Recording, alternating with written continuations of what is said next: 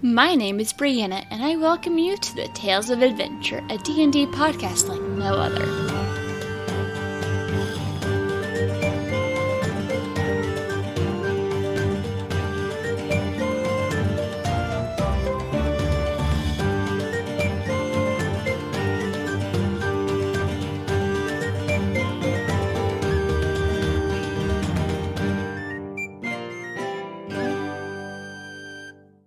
Leandros Arthurian is probably at this time a 27-year-old human male, very tall and well built. He is 6'5", about 250, 265. And when you'd see him, he would most likely be in his full plate armor, which is this dark black coloration.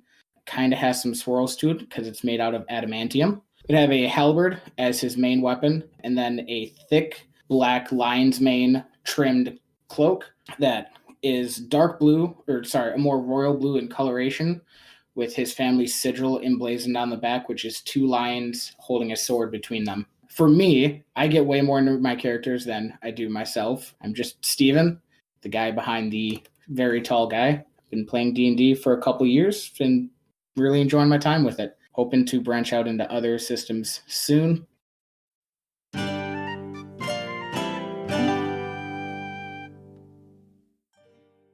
You look to be someone of importance in this area. Do you mind if I sit down and introduce myself?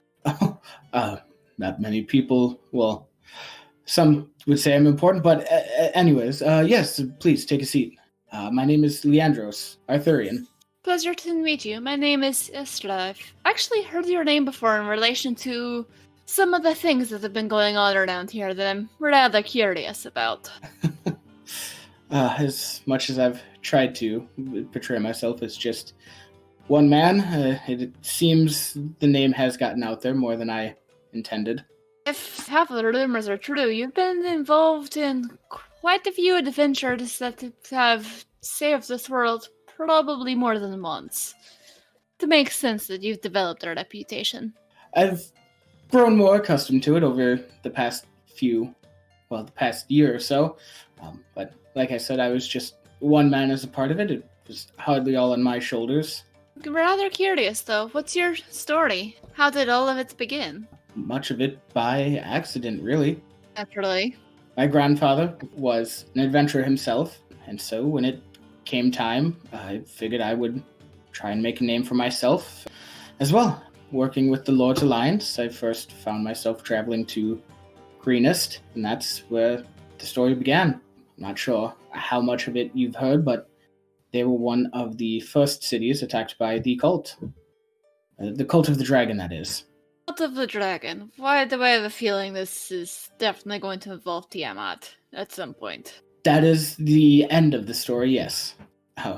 But yes, so naturally, being of someone of my disposition, trying to help as much as I could, sort of rushed in to a city in siege, thinking I could help in some way. And that is how I started getting embroiled in fighting against the entirety of the Cult of the Dragon. That's quite a task to take on. Most people would probably run in terror.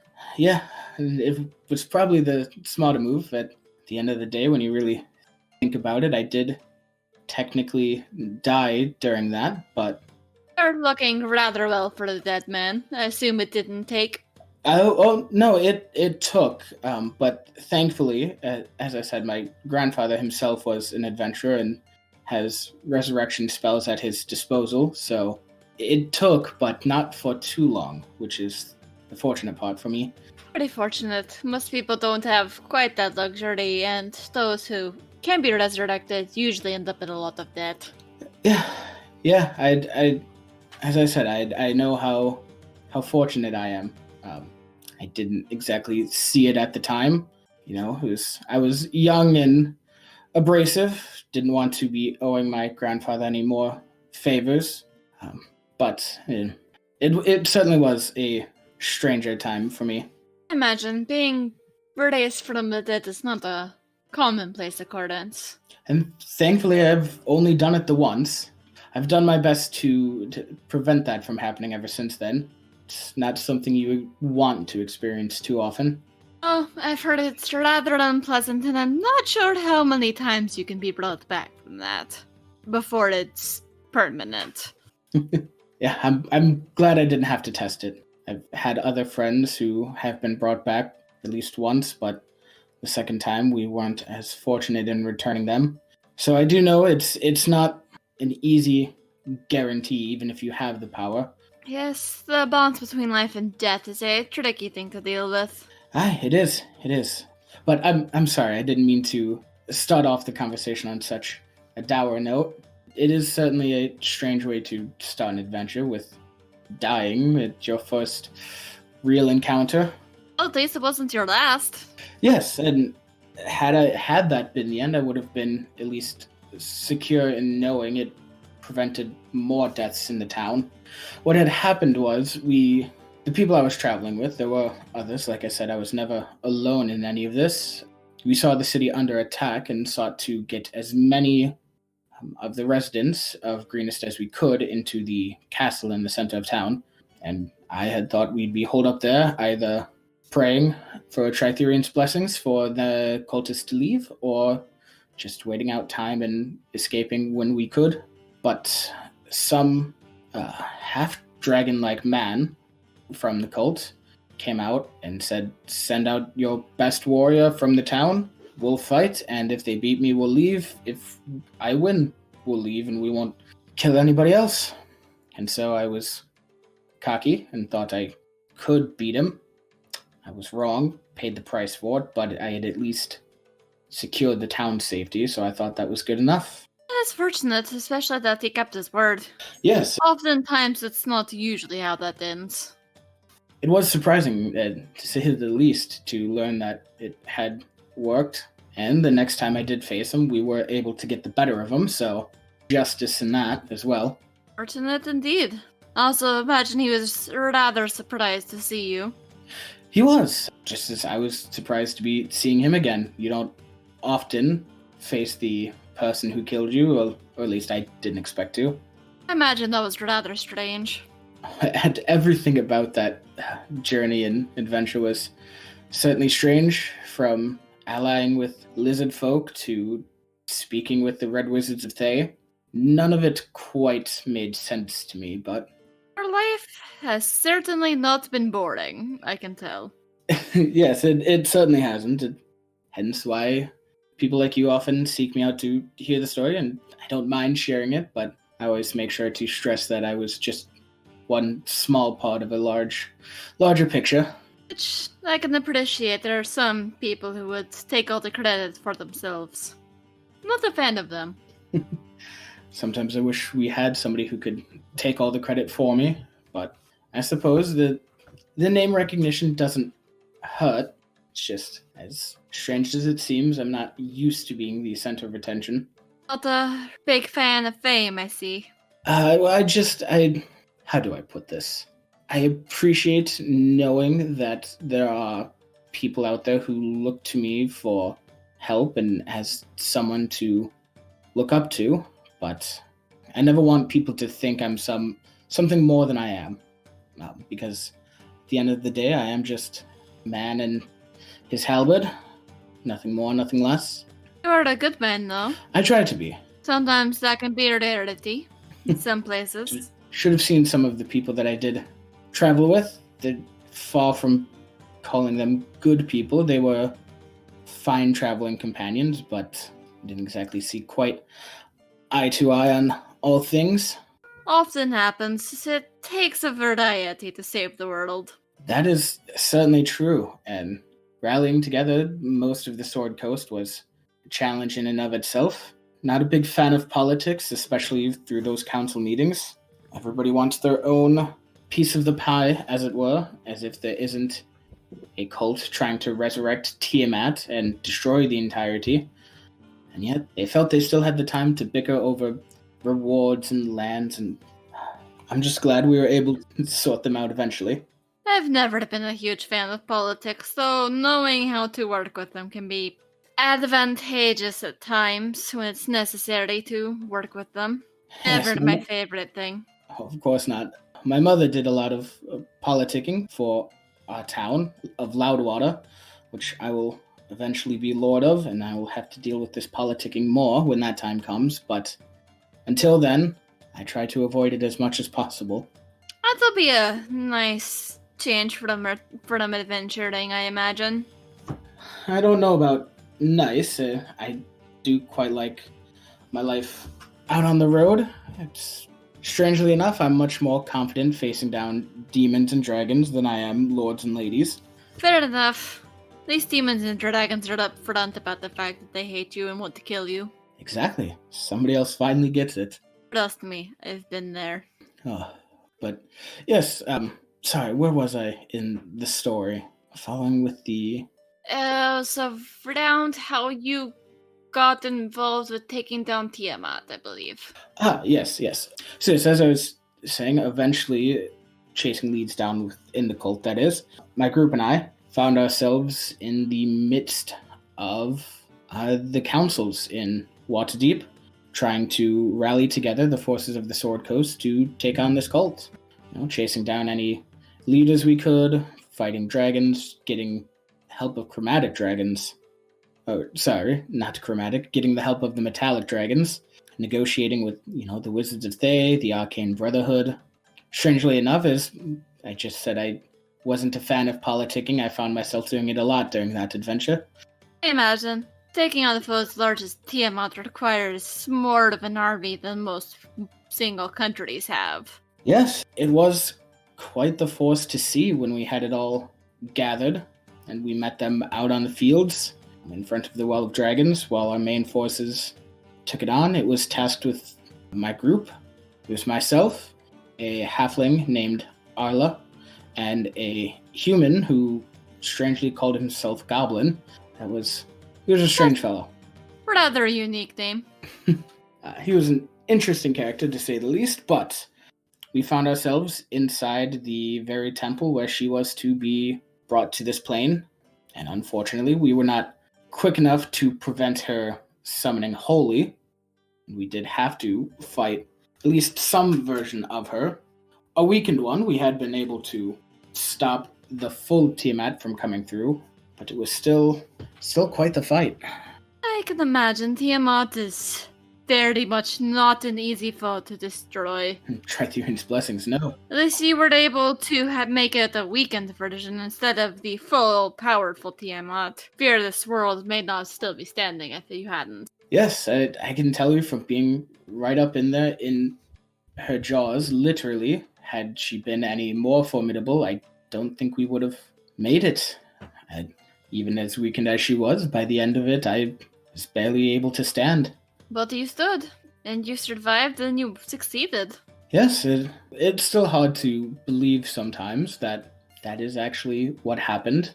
I have the scars and the fame to prove it, but when you're of my disposition, it still feels hard to accept that was something you had accomplished. That'd be hard to process for anyone that it happened, much less that you succeeded. Yes, and then after that, it was raising Elturel from Avernus, so I've never had much a chance to rest until now, recently, actually. Sorry, who is it that you raised? Not familiar with this. The city of Elturel in Eltegard. It's near Baldur's Gate, the sister cities, I believe. Might have my history wrong on that one.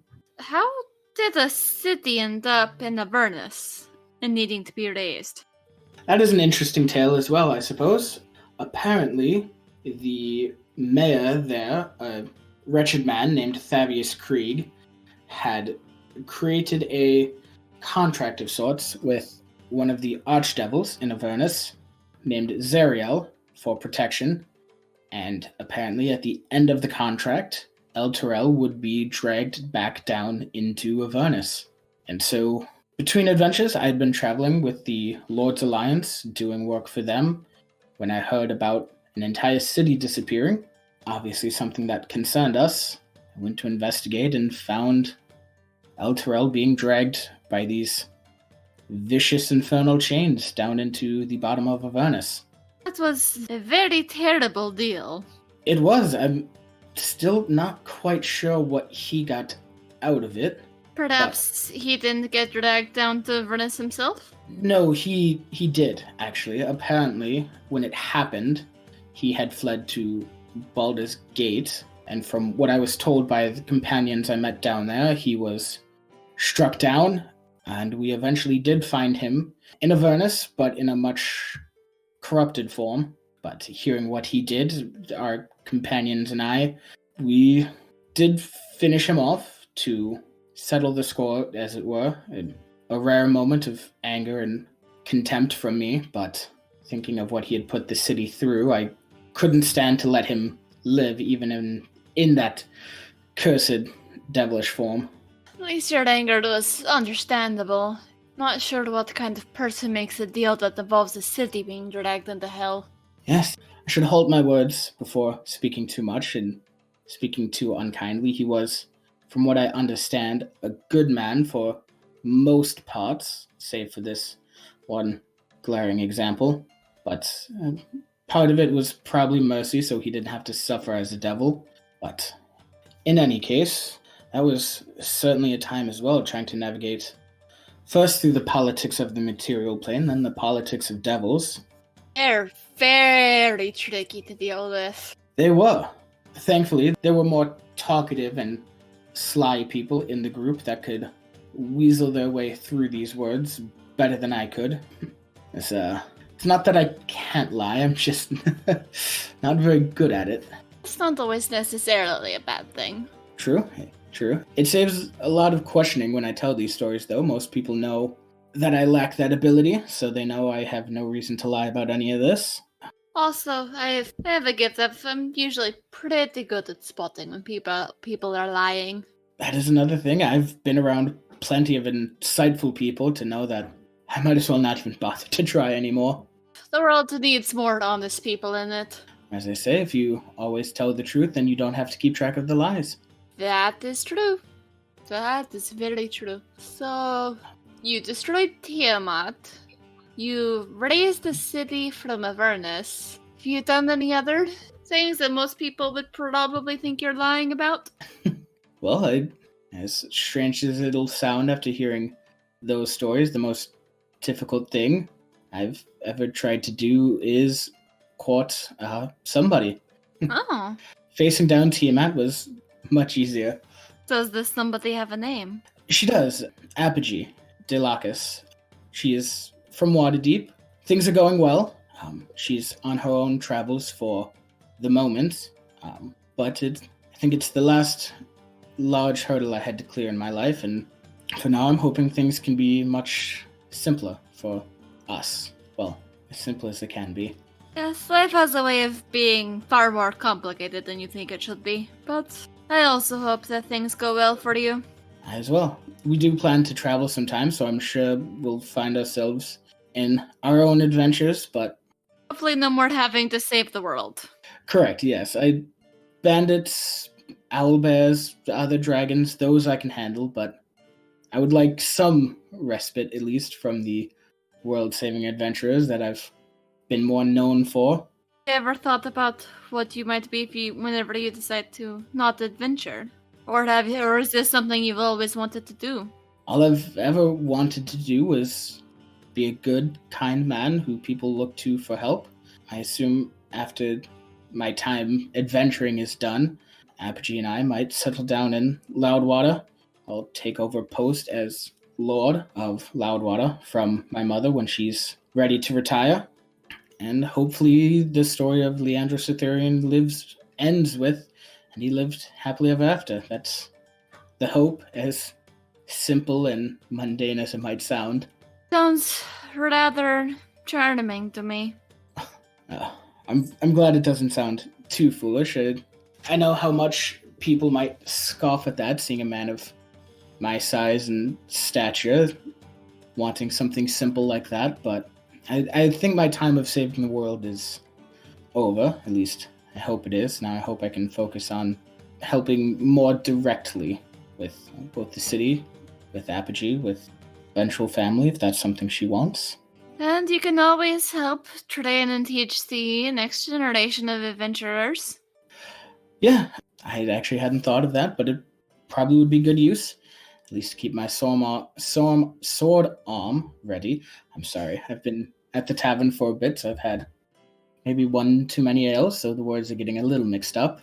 Happens to me all the time, although usually I'm good at handling my drink, but I travel a lot, and sometimes it can prove rather exhausting. Yeah, that's the one thing they don't prepare you for when you become somewhat of a household name, is all the free drinks and ale people want to hand you. Nice at first, but I've quickly learned to pace myself much better than I used to. I imagine there's some interesting stories you would rather not share from along that line. That's if I could even remember them. Very fair. Oh, it's been a while since I've had the chance to actually sit down and talk so thoroughly about it. Most people just want to hear right to the good bits. But, well, thank you for indulging my words for so long. I'm sorry to have been rambling at points. Oh no, it's my pleasure. I enjoy hearing the stories. I find when you just get the highlights, you miss a lot of the good details, the things that make what I think make the story worth listening to. It's amazing to see traveling with adventurers sometimes, what you can do. The funniest thing that most people don't think about or don't assume is that Ala, the halfling I had mentioned, was actually the first one of our group to take down a dragon, as small as she is. Oh, where were we when that happened? I've learned to never underestimate these people based on their size. Certainly not her. It was a dragon retreating from the town. We had managed to beat it back far enough that it was willing to retreat, but Arla is one heck of a shot and managed to take it down mid-flight as it was retreating. Quite a sight to see. Huh, I wish I could have seen that myself. Oh, but I did have a little bit too much fun taking down my first dragon. Have you ever heard of the spell Dimension Door? Yes, I've used that one myself a couple of times. Very useful in a pinch. But easy to get not quite right. That was my fear when I attempted it, but there was, again, another dragon. As prideful as they are, they apparently do favor retreating when things go bad, but that was a new trick I had picked up. Figured I would give it a try, and before it could fly off too far, I teleported myself onto it and struck it down from its back. Huh, rather clever. Oh, the landing was awful. That was the worst part, but I wasn't really thinking of that when I first went into it. It was the plan, the excitement of it working, and then the relative unexcitement of watching myself plummet about maybe 200 feet in the air on the back of it. I'm impressed you survived that. As am I. It did hurt. I needed a few days rest after that one, but hard to beat a story like that for your first dragon kill. Very true, very true. Although, the most entertaining story I've heard is people getting eaten by dragons and then fighting their way out from the inside. Oof. I've heard a few of those as well, and as exciting as it sounds, I'm more glad I never had to try it myself. I'm not sure that would quite work with you. Yeah, it's not exactly easy to get the leverage you need with a halberd when you're being crushed by the insides. True, and you're a little tall. That is also a problem as well. Yes, mud always not friendly to me. Much prefer to keep things out in wide open fields. That's where I do my best work. I prefer fighting in places where there's options. You can go to a wide open space, or you can find a smaller space. Just having that flexibility. But also, I did hear a story once. I think it was a drow who told it to me of she and her adventuring group. They were fighting a red dragon, and a tree god was helping, and he reached down the dragon's throat and pulled out the fire gland. If you ask me, that just sounds terrifying. Well, yeah, I'd say there's just a look of amazement on Leandros' face as he tries to process how that would even work. Yeah, that was Incredible. my reaction too. Well, this is why you never upset nature to gods. They're scary. I will make sure to note that down. It's incredible to see what some, how do they call them, druids work and the power they can command. I'm not entirely sure this was a druid. I think this was just the god. or demigod or something. The god itself? That's even more fascinating. I think the god was very angry about the dragon being there. There might have been something else going on. I'm not sure. I can imagine. Red dragons do have a reputation for being some of the most aggressive, cruel, and wicked of the dragons. At least that one got an interesting death. Very true. Well, interesting for us. I'm sure it wasn't interesting for them. That is true as well. Would you care for another round of drinks or perhaps some food? I think I should take a break from the ales for the moment. Clearly, I've been stumbling over words, but a meal sounds perfect, actually. It's probably why I'm feeling a bit more tipsy than usual. Haven't had a meal yet today. Our eyes do look a tad bit unfocused, so you can consider the meal on me. You're far too kind. And yeah, if you have any further questions or stories you'd like to hear from me, I'm more than an open book. I suppose that seems like a fair trade, a meal for a story. Perhaps some of your smaller tales. The ones that don't get as much attention. I'm always rather curious. Smaller adventures. Those I have to think on a bit. Perhaps after some food. I'm sure I have some stories as well I can share. Sounds like a plan.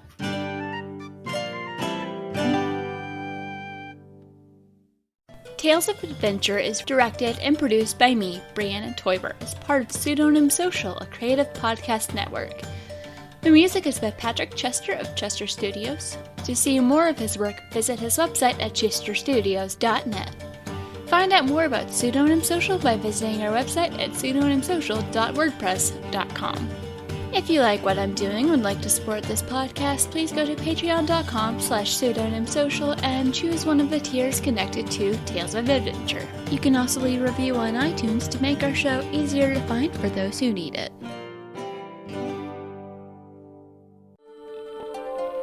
Welcome, travelers. Seems like you're looking for a story. Well, I got one for you. It involves adventure, friendship, and all sorts of... Earl, why don't you tell him about that time I stole that big-ass melon? Yeah, I was going for more... Or you could tell him about the time I kicked her ass, Earl. I wouldn't ever tell them. Do I need to get my ref gear on? Okay, everyone, shut up. Now come with me as I tell you a story from afar. Hey everybody, my name's David. I'm the DM for From Afar Podcast. From Afar Podcast is all about four friends separated by distance, but brought together by adventure. Hope you all stop by and give us a listen. Thanks.